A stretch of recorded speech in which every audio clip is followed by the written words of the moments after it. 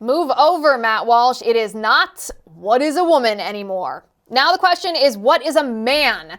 After a biological male pretending to be a woman brutally beats a real woman in Olympic boxing. The gold medal match in women's boxing is now between two biological men. I kid you not. Now, there are a lot of false narratives floating around about what's really going on here. Is the man transgender?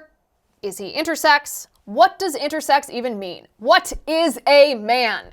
We are going to set the facts straight today. Then a bombshell report from the Daily Mail reveals that Kamala Harris's husband impregnated the nanny, who was also his third grade daughter's elementary school teacher. What a despicable man. The poor woman was forced to flee to New York. How will this impact the presidential race? That we're going to discuss in a few minutes. Plus, you guys have been sending me thousands of messages asking for me to do final points again, so I've got one for you tonight. Make sure you stick around until the end of the show. You're not going to want to miss it. Welcome, everybody, to The Liz Wheeler Show. It's a new season of The Liz Wheeler Show. What this show won't be: boring, old, ineffectual commentary. Go tune into Fox if you want the generic political yammering that got us into this mess. Small assumptions allow big lies. So The Liz Wheeler Show will challenge everything. On this show, it's be based or our country dies. What does it mean to be based? Stay tuned. Because we believe in spiritual warfare, we begin this show with a prayer. Saint Michael the Archangel, defend us in battle. Be our protection against the wickedness and snares of the devil. May God rebuke him, we humbly pray. And do thou, O Prince of the heavenly host, by the power of God, cast into hell Satan and all the evil spirits who prowl through the world seeking the ruin of souls. Amen. There is spiritual warfare around us all the time. Whether we acknowledge it or not, we are part of it. It's time we acknowledge it as we fight the absolute evil that is gripping onto our country. Today's show is sponsored by First Cup Coffee. I'm so thankful for this sponsor. Listen, any sponsor based enough and brave enough to advertise on this show deserves our support. My husband loves First Cup Coffee. He went from drinking 1 cup in the morning to now he drinks an entire pot in the morning. His favorite blend is called the Boston Common. It's a medium dark roast, although you can find your favorite kind at firstcup.com. Use my promo code Liz and you can save an additional 10% on your order. If you subscribe, you can save an additional 10% for the life of your subscription. Go ahead, snag your bag, go to firstcup.com, use code Liz, save an additional 10% on your order. Make sure you support companies that don't hate you, companies that align with our values. Okay, here's the story of the day and here's the based take on it. Move over, Matt Walsh. It's not what is a woman anymore. Apparently now the question is, what is a man? After a biological man pretending to be a woman brutally beat a real woman in the women's boxing competition in the Olympics. Now the left is circulating some false narratives about this story, so today we are going to set the facts straight. I'm going to show you what utterly despicable human beings the left are to defend this actual violence against women, and how the left is trying to gaslight you into thinking you're crazy to see with your own eyes that Imane Khelif is a man. Here's what happened. Imane Khelif is an Algerian boxer who is sparking massive controversy after he defeated Italian boxer Angela Carini during the women's boxing competition at the Paris Olympics. Carini forfeited that match after a mere 46 seconds in the ring with Khelif, and later said that the decision to withdraw so quickly was, quote, necessary to preserve her life, after Khelif had landed 2 blows on her, and Carini said she had, quote, never felt a punch like the ones Khelif inflicted on her. Now, you might have noticed that I called Imane Khelif a he. That's because he's a man, a biological male. And no, this was not a co-ed boxing competition. This was women's boxing. Khelif identifies as a woman, but he's not, and we'll show you the proof here in just a moment. But call me old-fashioned. I don't think men should win medals for punching women in the face. In fact, the story gets worse. Khelif punched Carini and then he groped her. I would show you a picture of this, but the International Olympic Committee and NBC are being absolute freaks about copyright, and YouTube is kowtowing to NBC and the Olympics being freaks about copyright. So if you want to see the picture of this or the video, both very clearly depict Khelif punching Carini and then groping her, you can go to my X account, x.com/Liz_Wheeler. It's also worth noting, and I apologize for being graphic here, you can see Khelif's penis through his pants. Graphic, but again, necessary to note, which we'll get to in a minute. Now, where I'm from, what just happened, a man punching a woman and then groping her, that's called sexual assault. That's violence against women. I guess to the woke left, it's called empowering. Empowering to who? Not the women victimized. You would think this would galvanize just about everyone, conservatives, feminists, leftists. But nope. Instead, leftists started gaslighting conservatives, telling us that we're crazy to think that this man is a man. First, they tried to outright deny reality by saying he's not transgender, he's from Algeria. Transgender is illegal there. Therefore, he must be a woman. Well, of course he's not transgender because there's no such thing as transgender. He's a man. He reportedly has XY chromosomes. It would appear he has a visible penis. But I'm glad the left brought up the fact that he's from Algeria because take a look at these pictures. This is him. You might notice he's not wearing a burqa in a Muslim country that requires women to do so. Huh. Must mean even his country knows that he's a man. Unless you think, well, maybe he's not a devout Muslim. Wrong. After beating the girl, Khelif says, Allahu Akbar. Again, if you want to watch that video, you can find it on my X account, x.com/Liz_Wheeler.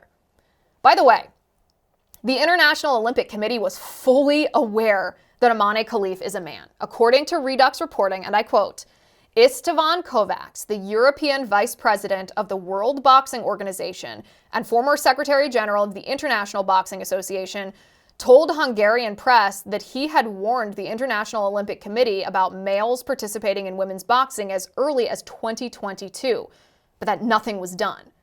In a shocking statement made yesterday, Kovacs confirmed that speculation surrounding the Algerian boxer, adding that it had been known as early as 2022 that Khelif was biologically male. This is a quote. The problem was not with the level of Khelif's testosterone, because that can be adjusted nowadays, but with the result of the gender test, which clearly revealed that the Algerian boxer is biologically male, Kovacs said in an interview, adding that a total of 5 boxers had been examined, including Khelif, by the International Boxing Association, and all of them, quote, were indeed men. Now, prior to the Olympics, let's back up for a minute. Khelif was previously disqualified from the 2023 International Boxing Association Women's World Boxing Championships. Why? Well, for failing chromosomal testing. This, according to the International Boxing Association Chief Executive Chris Roberts. Roberts said he could not disclose the results of the gender eligibility tests. Why? Because HIPAA? But that the pair's disqualification, Khelif and one other man, from the 2023 Women's World Championships meant that the public could, quote, read between the lines. Roberts told reporters the results of the chromosome test demonstrated both boxers were ineligible. Now, today, a doctor from the International Boxing Association confirmed that Khelif is irrefutably a man. Take a listen to this. One passport can give to us the opportunity to be men, and tomorrow when I go back to Athens, it's possible to go to my government to say, please, I am free man, I want to change my name. And from Ioannis Philippatos to be Ioanna Philippatou. Will be happened. That means I am a woman tomorrow. Please, the nature and the biological watch no change. Why you attack me? Why you attack me? Okay, I speak. You want to speak? I try to say that the medical result, blood result, looks and say the laboratories that this boxer is male. Okay, so let's get something very clear here. The reason that these doctors cannot publicly reveal the results of the test, meaning show us the test results, is probably because of HIPAA laws. You can't disclose someone else's private medical information without their consent. However, when these officials say, read between the lines, public, the reason that they're saying that is because the only chromosomal test is, do you have XX chromosomes, which makes you female, or XY chromosomes, which makes you male?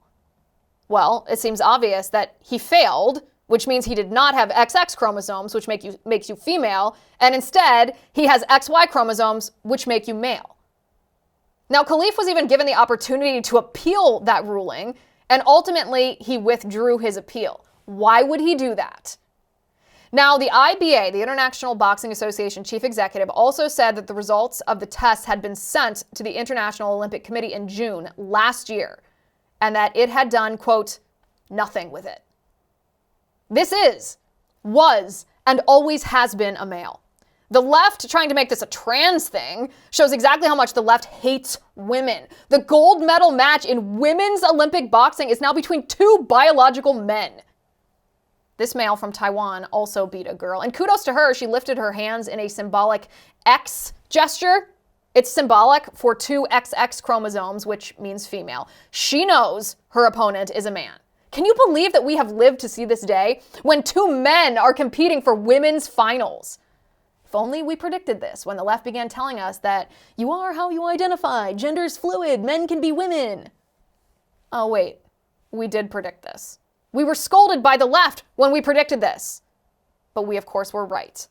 The woke left hates women so much that women have been completely erased from the gold medal match of their own sport. It's disgusting. And the LGBTQIA mafia is so obsessed with their delusional ideology that they're dying on this hill of defending actual men who don't even identify as trans in women's sports. Now, some of you have questioned why these women continue to compete against the men. Why not refuse to enter the ring to fight the men? Why not complain? Why only complain about this after a loss and not beforehand? Well, first of all, whether or not Khelif's opponent protests doesn't change the reality that he's a man and it's unfair and cruel for him to fight in women's boxing. That being said, I do wish women facing men in sports would refuse to compete against the men. It's the only way this anti-woman insanity stops. Now, I'm also empathetic to women athletes who've worked their entire lives for this moment. To ask them to give it up because a man is victimizing them, it's cruel, it's infuriating. It's also nearly unbearable to withstand the barrage of hatred from the LGBTQIA mafia that these women will inevitably face if and when they stand up for their rights. Especially for women athletes who aren't conditioned to the abuse like I or others in the public eye are. Nonetheless, women boycotting and refusing to compete against men who violate them, who harm them, who steal our sports, who seek to completely erase real womanhood, that is the only way that this stops. Next, reports claimed that Khelif is intersex, but don't let that confuse you. Intersex is not what you think it is. It's not a third gender. It's not like hermaphrodite means half man, half woman. No. There are disorders or differences of sex development that it do impact a tiny minority of people. And I don't doubt that it's a horrendous burden to live with. My compassion goes out to these people. But every person who has a disorder or a difference of sexual development, as it is now alleged that Khelif suffers from, is either a man with abnormalities or a woman with abnormalities. If Khelif is in fact intersex, then he would be a man who has XY chromosomes, which, by the way, leftists refuse to address, male levels of testosterone, male testes, no female reproductive organs internally, with alleged genital abnormality externally at birth. Although to what extent is unknown, since now he has a visible penis. He is a man, and it's cruel, it's unfair for men to compete in women's sports. And no, even I want to address the compassion area of this because I mean it when I say I feel tremendous compassion. If the scenario that's being reported is in fact reality, that Khelif was born with a disorder of sex development or a difference of sex development, that he had internal male reproductive parts, but externally there was confusion about his genitalia, then that's horrendous. If it was observed incorrectly upon birth that perhaps he was a girl and he was raised like that, dressed in pink, and only later to find out that he was a boy, I can't imagine the torment that that would cause, the confusion and the pain that that would bring to him and his family. But here's the thing. He didn't just suddenly find out that he'd been raised female but was actually male. This wasn't something that was unveiled to him yesterday, or an accusation that he's only faced since the Olympics began or since last year. Again, the International Boxing Association did 2 tests proving that his DNA is male.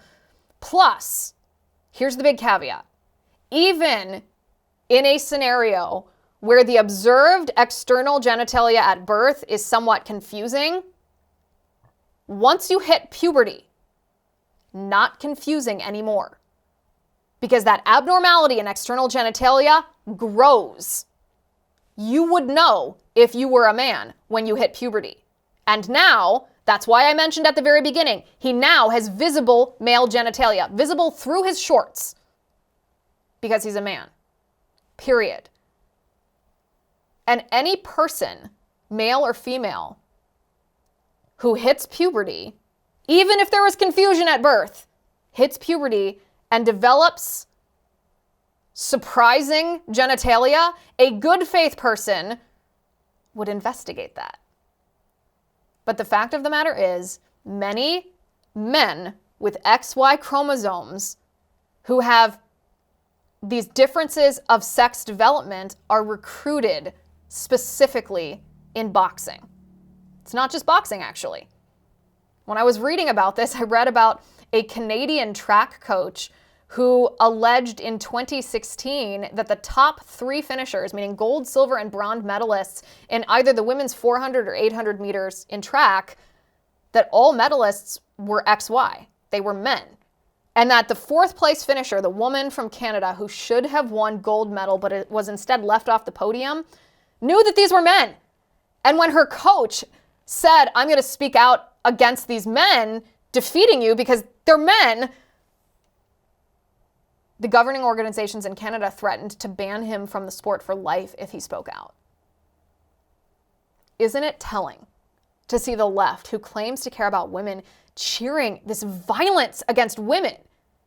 Now, make no mistake, the left is trying to gaslight you. And the reason that this resonates with us so much isn't just because all eyes are on the Olympics.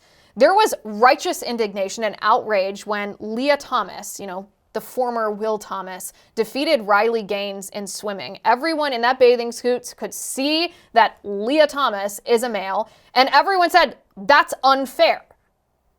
But there's something innate in all of us, something spiritual, something biological that is revolted by the idea of a man committing violence against a woman. And that's what this boxing has made clear.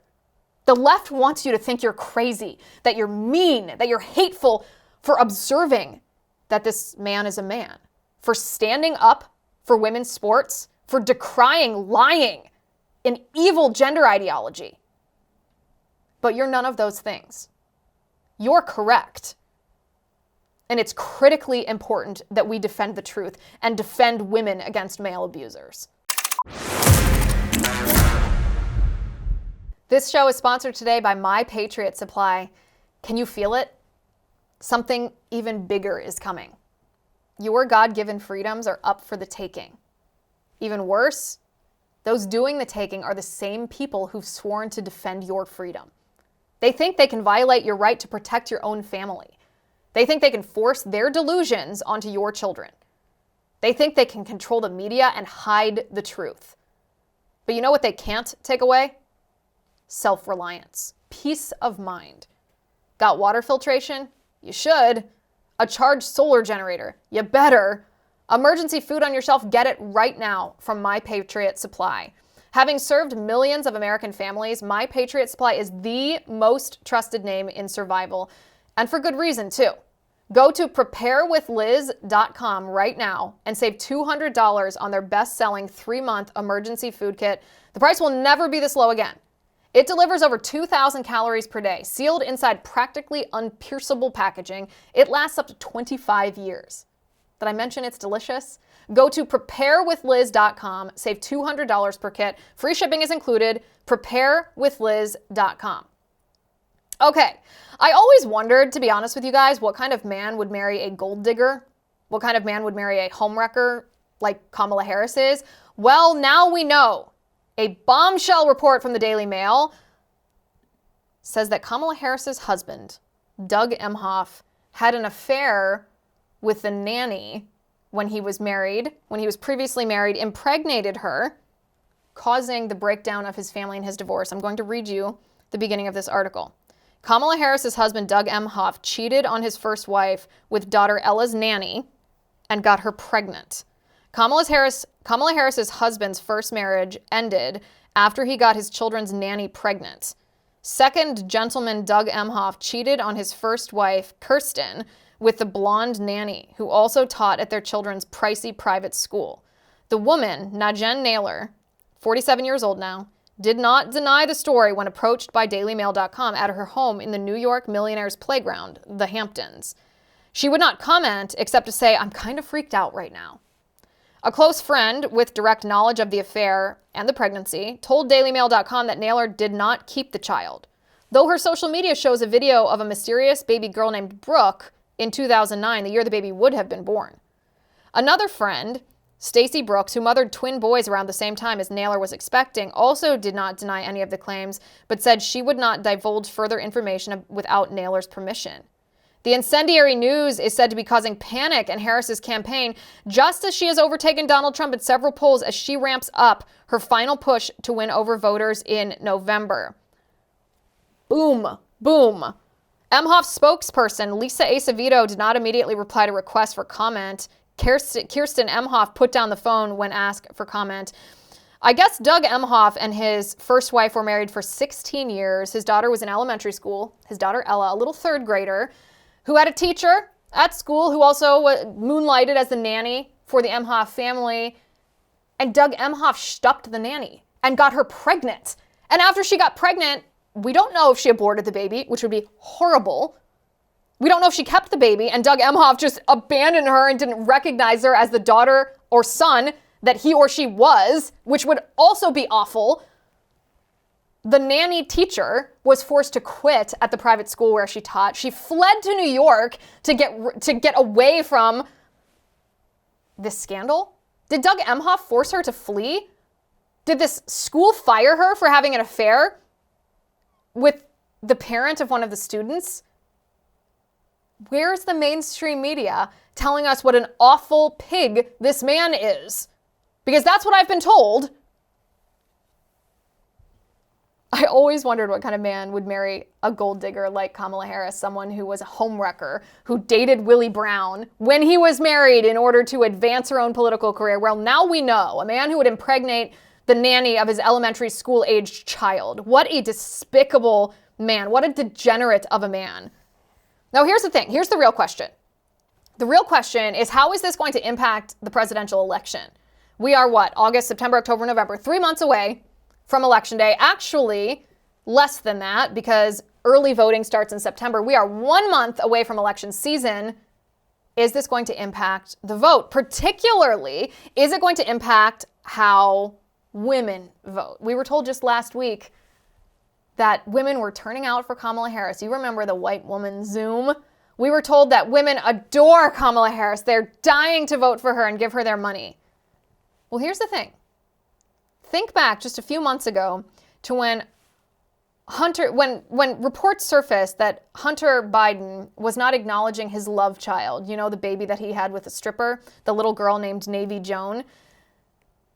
Joe Biden and Jill Biden didn't even acknowledge little Navy Joan when they had stockings hanging over the hearth in the White House for Christmas. They had one for each grandchild, except none for Navy Joan, none for the daughter that their son had with a stripper, the daughter who Hunter Biden went to court to try to deny his last name. That's what a despicable human being Hunter Biden was. But then, remember what happened?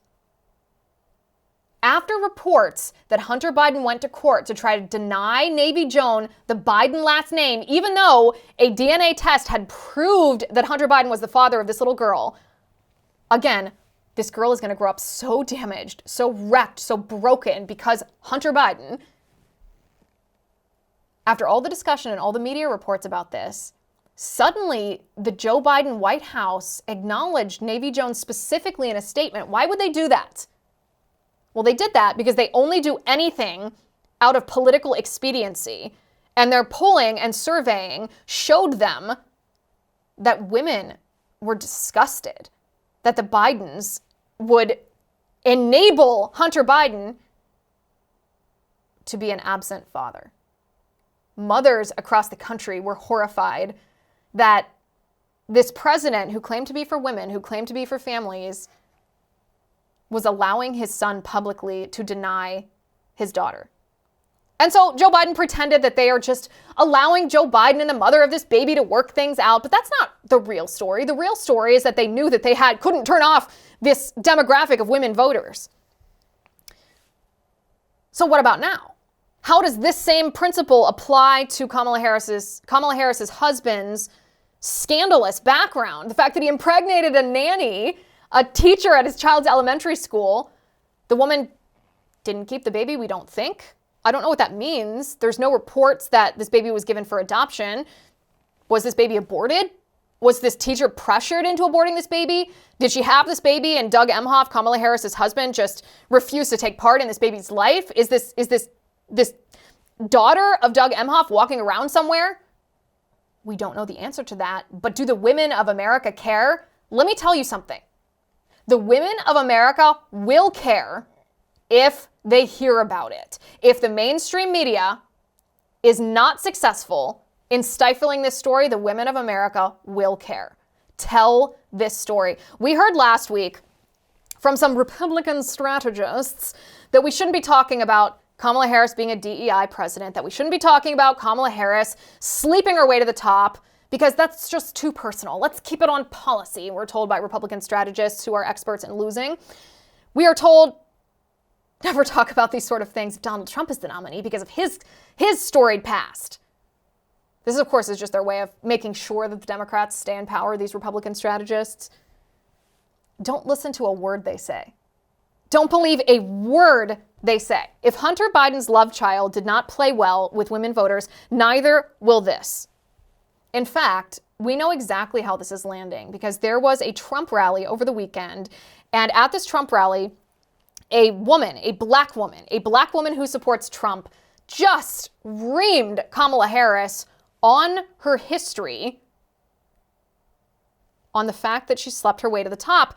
And I'm going to show you this video first, and then I'm going to tell you exactly how the Trump campaign should frame every single attack against Kamala Harris. Watch the video first. They don't want to talk policy. They just want to use propaganda to steal your vote. The left is trying to tout this woman as a savior for the black community, but all she's done is hurt the black community since she came into the game.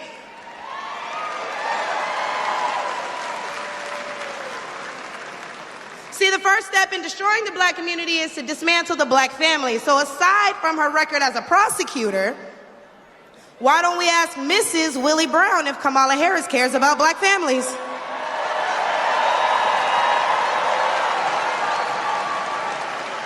I wonder if Mrs. Willie Brown, a black woman, is also This is how her. you defeat Kamala Harris. What this woman did is a masterclass in exactly how you attack Kamala Harris. Because you focus on her policy.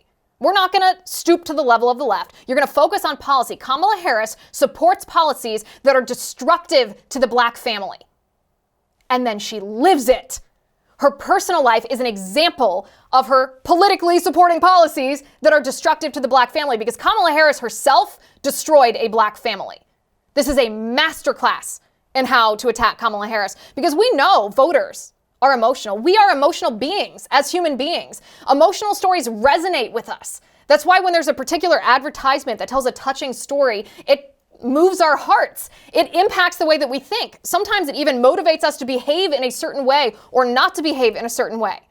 So using a story that elicits an emotion, showing Kamala Harris being a side chick, entering into a relationship with a 60-year-old man when she was in her 20s to sleep her way to the top to advance her career. It's gross. But it's not just criticizing someone for their past behavior.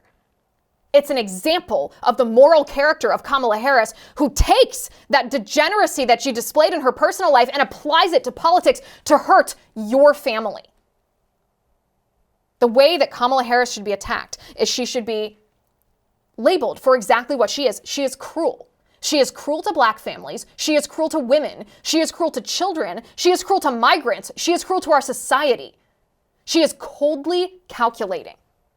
She will use and abuse and manipulate people for her own political gain. She will break down a marriage, wreck a home, to get a job that she wants? And she's a communist. Her policies clearly show she despises the American ideal. She despises liberty. She despises you and me. The story about Doug Emhoff, it's just another example of the lack of morality that Democrats want to force on us. Today's episode is proudly sponsored by American Hartford Gold. In all the time that we have been alive, you and I, the US dollar has always been the primary currency. But that may not be the case much longer. The US dollar is facing unprecedented inflation, and our politics is getting increasingly unstable. And if that wasn't scary enough, the government is looking to take total control over all of our money with a new digital dollar. This is why it has never been more important than to take control over your wealth. Don't let your life savings become a casualty of failing banks or currency wars. Now is the time to call the only precious metal dealer I trust, American Hartford Gold. They'll show you how to protect your savings and your retirement accounts by diversifying your wealth portfolio with physical gold and silver. With the finest products, amazing customer service, and a buyback commitment, American Hartford Gold has a 5-star rating from thousands of reviews and an A+ rating from the Better Business Bureau. American Hartford Gold supports content just like this that is committed to bringing you the truth. Tell them I sent you. They'll give you up to $15,000 of free silver on your first order. Call them now. Click the link in the description on this episode or call 866-996-5172. That's 866-996-5172. Or if you prefer text messaging, you can text Liz to 998-899. Again, the phone number to call is 866-996-5172 or text Liz to 998-899. All right, it is now time for our X Marks the Spot segment because the good, the bad, and the ugly, it is all happening on X, formerly known as Twitter. This following video that I'm about to show you went viral on X. It is of, you'll recognize the voice as soon as I show it to you. I'm not even going to intro it. It's RFK Jr., but the part I am going to tell you ahead of time, because she does not speak in the video, Roseanne Barr is the one RFK is speaking to, telling this thoroughly entertaining story and getting ahead of a mainstream media attack against him. Watch this. I was taking a group of people falconing up in Goshen, New York, up in the Hudson Valley. And I was supposed to meet them there at like maybe 8 or 9. I was driving up maybe, really early, like 7. And that woman in a van in front of me hit a bear and killed it, a young bear. So I pulled over and I picked up the bear and put him in the back of my van because I was going to skin the bear, and it was very good condition, and I was going to put the meat in my refrigerator. And you can do that in New York State. You can get a bear tag for a roadkill bear. And so then we went hawking, and I had the bear in my car. And then we had a really good day, and we went late. We were catching a lot of game, and the people really loved it, so we stayed late. And instead of going back to my home in Westchester, I had to go right to the city because there was a dinner at Peter Luger's Steakhouse. And at the end of the dinner, it went late, and I realized I couldn't go home. I had to go to the airport. And the bear was in my car, and I didn't want to leave the bear in the car because that would have been bad. So then I thought, at that time, this was the little bit of the redneck in me. There'd been a series of bicycle accidents in New York. They had just put in the bike lanes, and saw a couple of people had gotten killed, and it was every day, and people had gotten badly injured. Every day it was in the press. And so I thought, I wasn't drinking, of course, but people were drinking with me who thought this was a good idea. And I said, I had an old bike in my car that somebody had asked me to get rid of it. I said, let's go put the bear in Central Park and we'll make it look like he got hit by a bike. It'll be funny for people. So everybody thought that's a great idea. So we went and did that, and we thought it would be amusing for whoever found it or something. The next day, it was like It was on every television station. It was the front page of every paper, and I turned on the TV, and there was like a mile of yellow tape, and there were 20 cop cars. There were helicopters flying over it. And I was like, oh my God, what did I do? And then there was some people on TV in Tyvek suits with gloves on lifting up the bike, and they were saying they're going to take this up to Albany to get a fingerprinted. Uh-oh. And I was worried because my prints were all over that bike.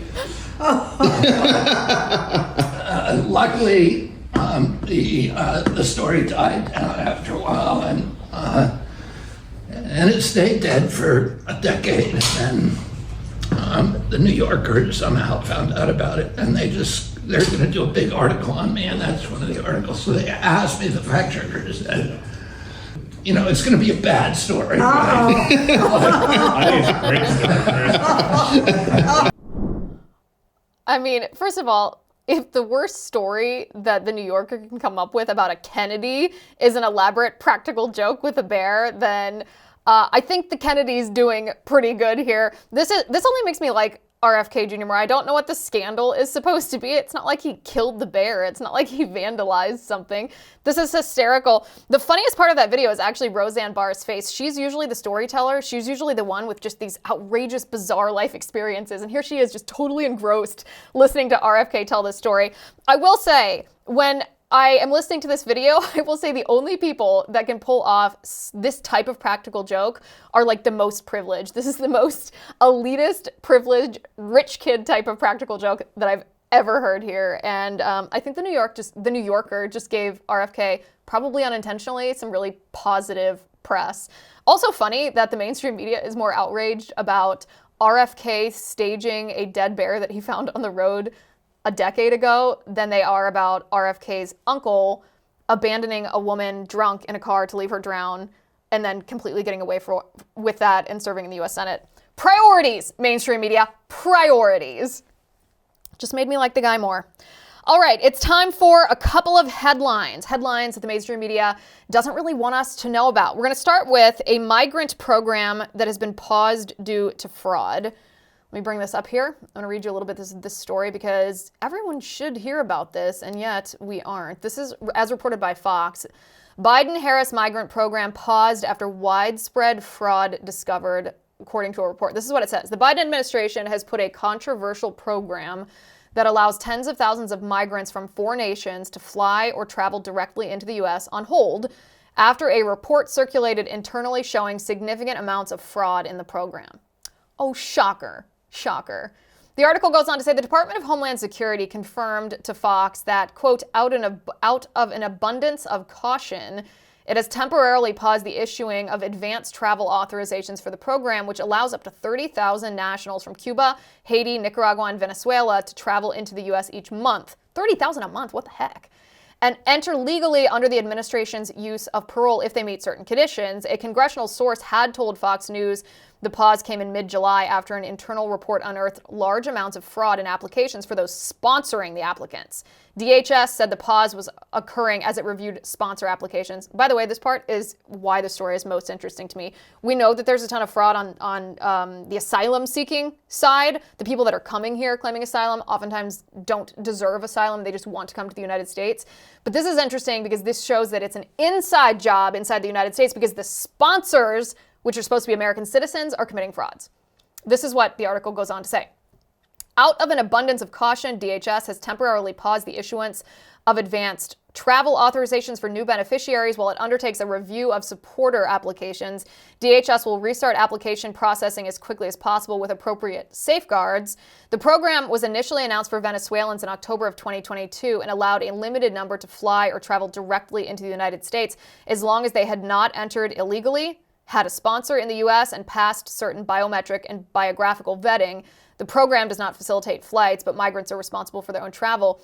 In January of 2023, the administration, this is Biden-Harris, announced that the program was expanding to include Haitians, Nicaraguans, and Cubans, and that the program would allow up to 30,000 people per month into the U.S.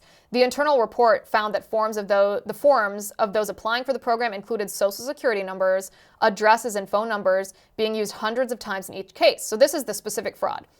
Parts of the report shared with Fox News by the Federation for American Immigration Reform, that's FAIR, a conservative immigration group, showed that 100,948 forms were filled out by 3,218 serial sponsors, those whose number appears on 20 or more forms. It also found that 24 of the 1,000 most used numbers belonged to a dead person. Also, they vote and they sponsor migrants, apparently. Meanwhile, 100 physical addresses were used between 124 and 739 times on over 19,000 forms. So, guys, this is what's called systemic abuse, systemic fraud. The report goes on to say those addresses included storage units. One sponsor phone number was submitted on over 2,000 forms, and there were 2,839 forms with non-existent sponsor zip codes. This, according to the leak. The report was created by the Fraud Detection and National Security Directorate to ensure that the Department of Homeland Security can quickly respond to fraud in immigration benefit programs. Yeah, that sounds really quick. How many tens of thousands, if not hundreds of thousands, of migrants were fraudulently sponsored and are now here in the United States? The article says sponsors must pass security and background vetting and demonstrate financial resources to support the individual they were sponsoring. Yeah, okay. I don't think I believe that anymore. It's shocking, but not surprising. It's shocking because it's so wrong, it's so egregious, it's so blatant. It's not surprising because this is the strategy of the Biden-Harris administration when it comes to open borders. They look at the border and they say, come here, cross here. Doesn't matter if you're legal or illegal, we will create a loophole to get you here. And if there is not a loophole, then we will commit fraud to ensure that you are able to invade our country. All right, headline number 2, the Trump-Kamala Harris debate. Is it happening? Is it not happening? Who's to say? It was supposed to happen originally. It was an ABC debate that was scheduled for September 10th. But Donald Trump posted on Truth Social over the weekend. Let me bring this post up so I can read it.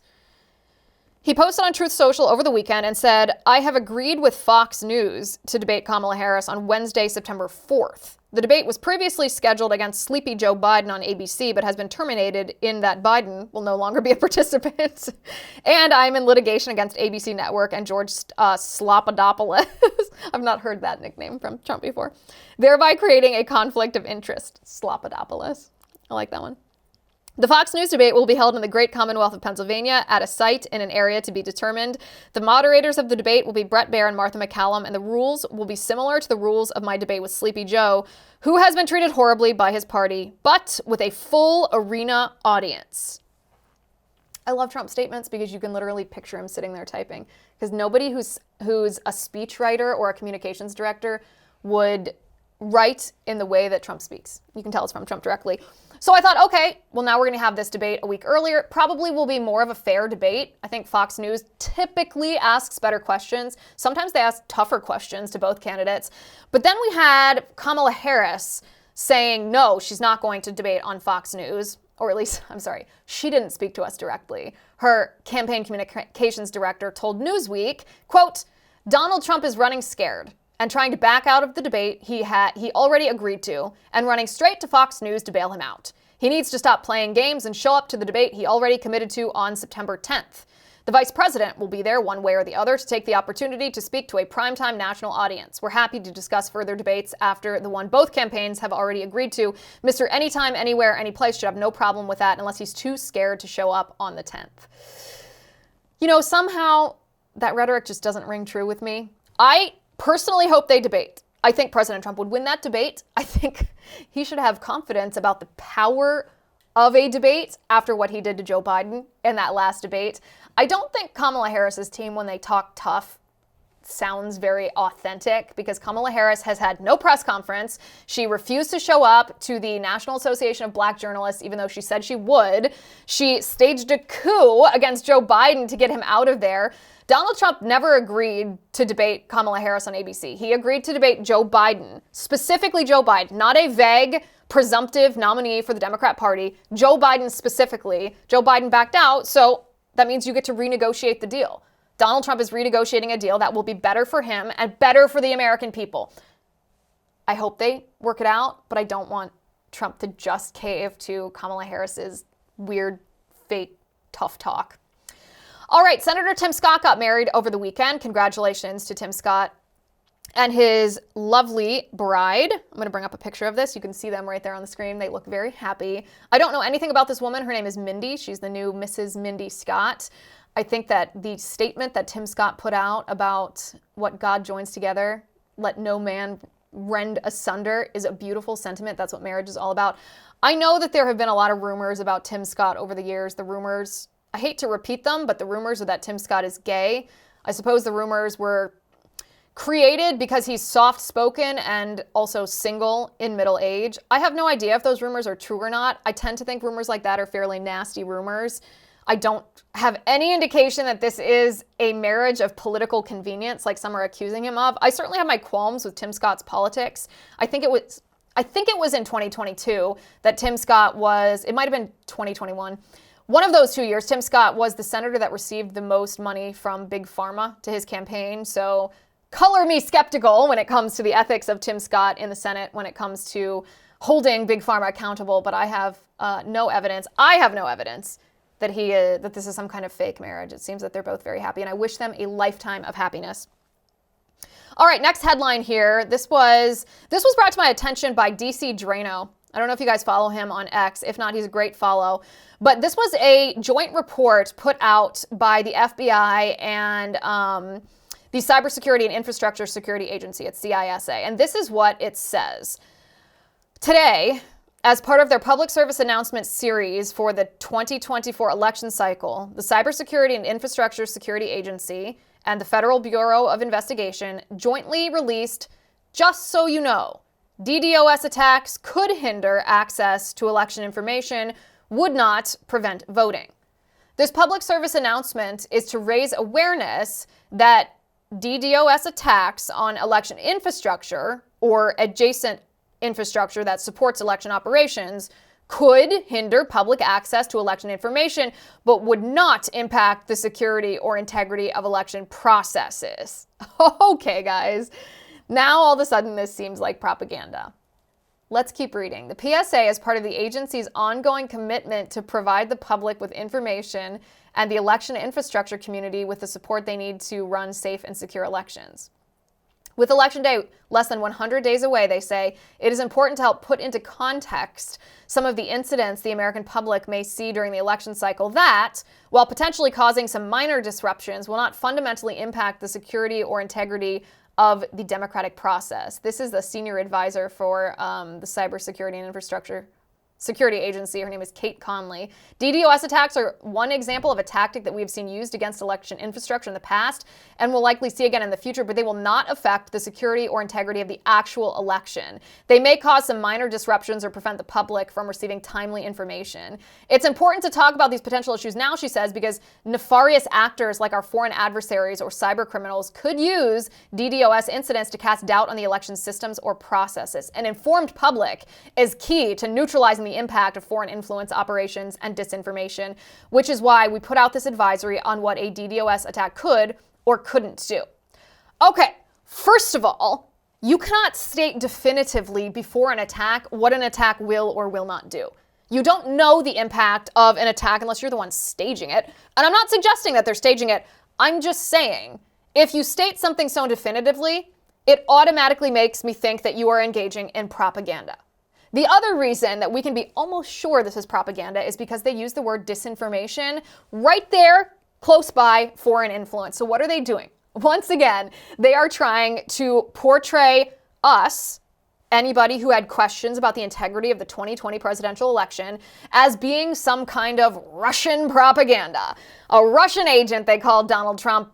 Influenced by the Russians, they told everyone that our questions about the integrity of the 2020 elections were, well, they said foreign influence operations and disinformation in one phrase because they're trying to cast us in the same light. The only reason that you would put out a press release like this is so that when the public does not have access to information, it says, wait a second, this doesn't seem fair, it doesn't seem transparent, it doesn't seem safe. These government actors whose business it is not to tell us how to think can come back and say, well, we told you that you wouldn't have any of the information. You need to just trust us that the election is A-okay. Well, color me skeptical, because I simply do not trust the U.S. government any longer. All right, guys, I've gotten thousands of messages from you asking me to bring back the final point. So tonight, that's what I'm going to do. I have one last point to make. Weird is the new deplorable. You remember in 2016 when Hillary Clinton told us that we were deplorable, we were irredeemable, she said. And what was it that made us so deplorable? Our patriotism? The fact that we wanted to put America first? Wanting to protect our kids from being transed in public schools? Not wanting our black children to be told that they were oppressed based on the color of their skin? Not wanting our white children to be told that they were oppressors and racist based just on the shade of their skin? The fact that we want a booming economy, that we want to homeschool our children, that we are faithful Christians, gun owners, we are advocates for free speech, and oh yes, that we dared to vote for Trump. This, in the eyes of the left, at least according to Hillary Clinton, not only made us deplorable, a basket of deplorables, it made us irredeemable. Well, weird is the next phase. Weird. Are you married? The left thinks you're weird. Do you advocate for strong families? The left thinks you're weird. Do you have children and love babies? The left thinks you're weird. Do you want to homeschool your children, teach them to love God, and think for themselves? Weird, weird, weird. Do you have questions about the COVID jab? Do you oppose the mandates, the lockdowns, the masking of little children? Weird, according to the left. Are you concerned about the integrity of our elections? Weird. Do you love Jesus with all your heart? Try to order your lives to serve him? Weird. Are you conservative? Do you dare to vote for Donald Trump? Weird, weird. Do you dissent from the globalist left, the Green New Deal, the anti-natalist rhetoric, DEI, big pharma, big tech, government-run healthcare, the transgender ideology, abortion on demand, critical race theory, and communism? Well, they'll take a hot iron to your forehead and stamp their brand onto you. Instead of a scarlet A, they'll brand you weird.